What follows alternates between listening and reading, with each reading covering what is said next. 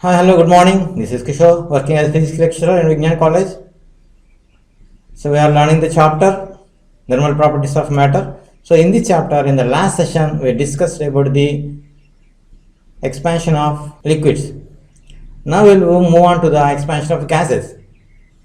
So in this session, we will discuss how a gas is expand whenever it is heated and what are the different coefficients of expansion of gases and also about Boyle's law. So let us start a session. So before going to the expansion of gases, let us see the properties of gases.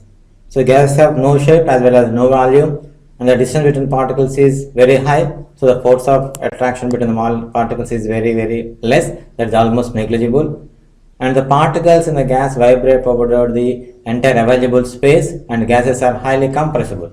So these are the properties of gases. So let us see once again. Gases have no shape as well as no volume, and the distance between the particles is very high, the force of attraction is negligible, and the particles vibrate entire available space, and they are highly compressible. See here, whenever a gas is heated, so the amplitude of the particles increases, thereby pressure, volume and temperature changes. So here all the three are variables: pressure changes, volume changes, temperature changes whenever a gas is heated. So that's why we are making one of the parameters as constant, and we are studying the relation between the remaining two. So if we keep the pressure as constant and we study the effect of temperature and volume, so that is called as the volume coefficient of a gas. So if we keep the pressure as constant and we study the effect of temperature and volume, that is called as the volume coefficient of a gas and denoted by alpha. And similarly, if we keep the volume as constant and we study the effect of temperature and pressure, that is called as the pressure coefficient of a gas, so denoted by beta. So here, because in the case of gases, pressure, volume, temperature, all are variables, we are keeping the one of the parameters as constant and we are studying the relation between the other two. So in the first case, we are keeping the pressure as constant and we are studying the effect of temperature and volume, so which is called as the volume coefficient of a gas, and we keep the volume constant and we are studying the effect of pressure on temperature, so which is called as the pressure coefficient of a gas. So the volume coefficient of a gas is denoted by alpha, whereas the pressure coefficient of a gas is denoted by beta.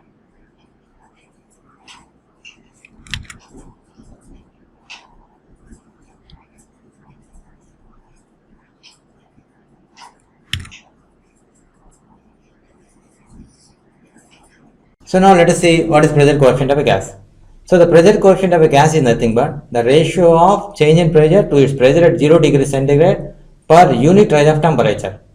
So it is defined as the ratio of change in pressure to its pressure at 0 degrees centigrade per unit rise of temperature.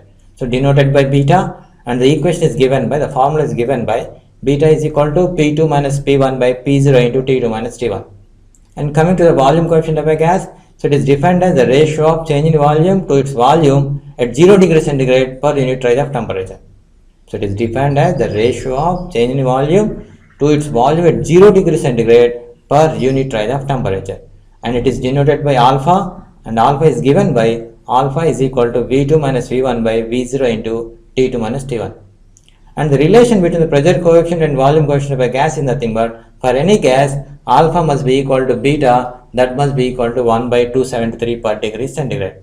So for any gas, both pressure coefficient and volume coefficient of a gas are equal. And the relation is nothing but alpha is equal to beta is equal to 1 by 273 per degree centigrade. So the meaning of this relation is nothing but, for every 1 degree rise of temperature, the volume of a gas is increased by 1 by 273 times its value at 0 degree centigrade at constant pressure.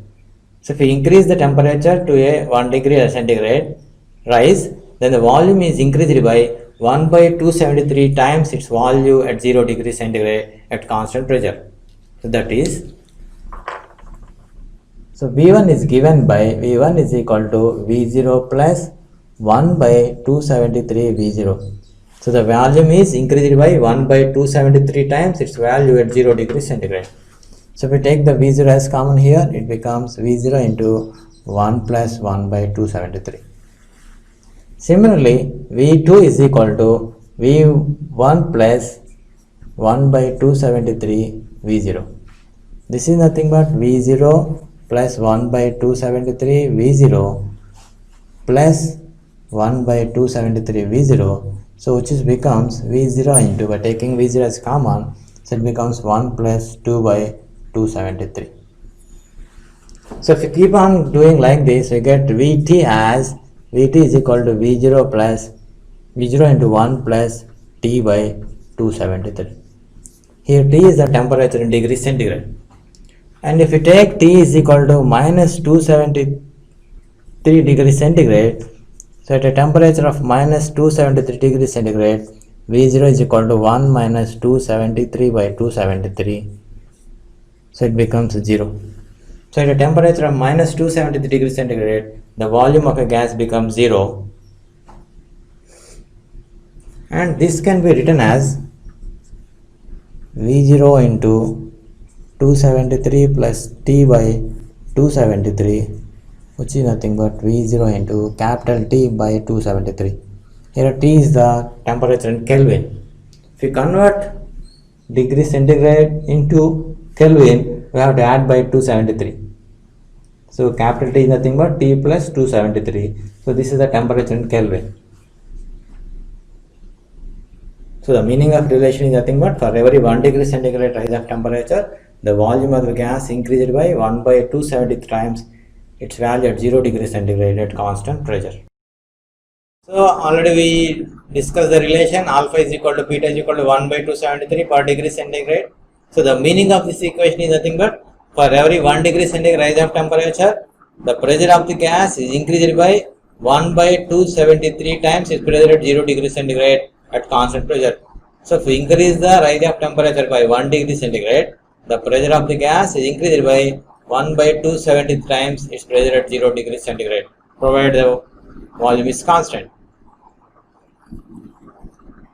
So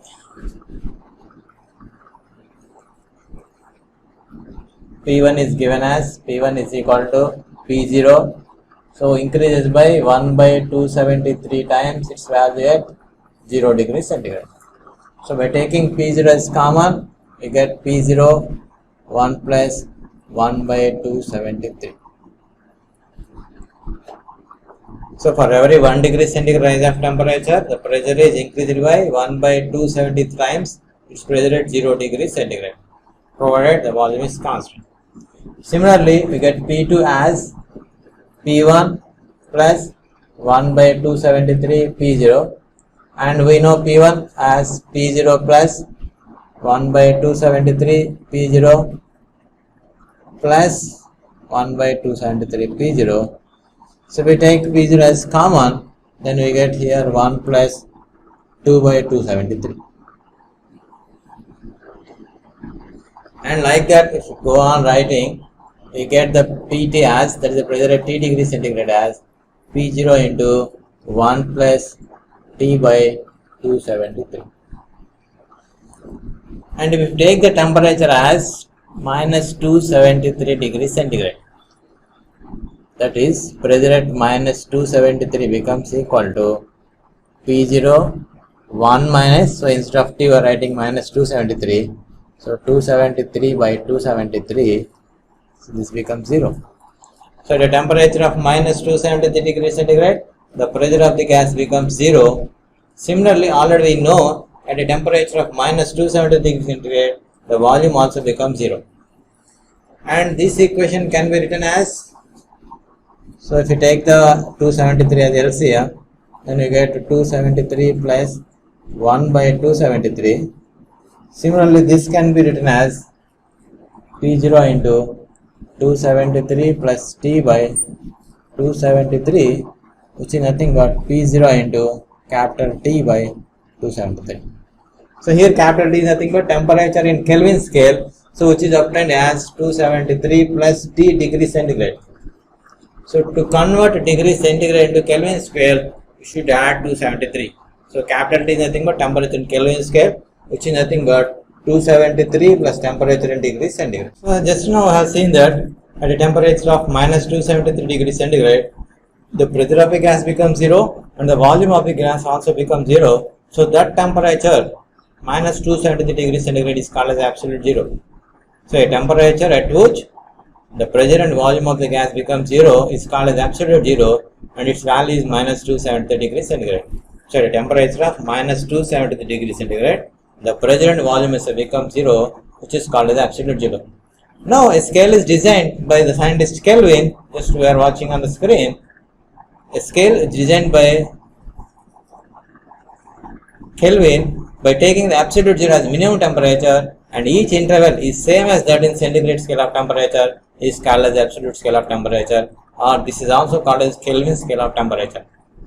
The scale which is designed by taking absolute zero as minimum temperature and each interval is same as that in centigrade scale of temperature is called as the absolute scale of temperature. That is, the interval is 100. So the minimum temperature is 273 minus 273 degrees centigrade, and the scale starts from 273 to 373.15. So the interval is 100. So this is about the Kelvin scale or absolute scale of temperature. So let us see the Boyle's law. For a gas, pressure and volume are inversely proportional to each other. Remaining temperature and amount of gas are constant. So if we increase the pressure, the volume of a gas it decreases. So if we increase the pressure, the volume of the gas decreases, and if we decrease the pressure, the volume of the gas increases. So the relation between pressure and volume is, so see this in the video. So we are compressing the gas, that means we are decreasing the volume. So obviously the pressure of the gas is increases. So we are compressing the gas, so the volume is decreases, and the pressure of the gas is increases. That means the pressure and volume are inversely proportional to each other. And if we increase the volume or expand the gas, when the volume increases, then the pressure of the gas is decreases. So if we decrease the volume, pressure of the gas is increases, and if we increase the volume, the pressure of the gas is decreases. So Robert Boyle give a law between the relation between pressure and volume. So that is called as the Boyle's law. So for a gas, the pressure and volume are inversely proportional to each other, as shown in this video. So at constant temperature, the pressure of a given mass of a gas is inversely proportional to volume. So this is a statement of Boyle's law.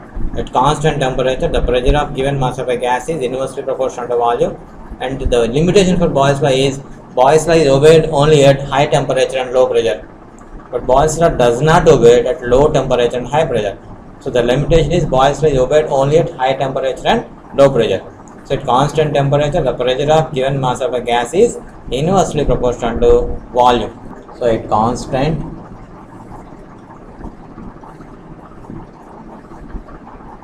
temperature, the pressure of given mass of a gas is inversely proportional to volume.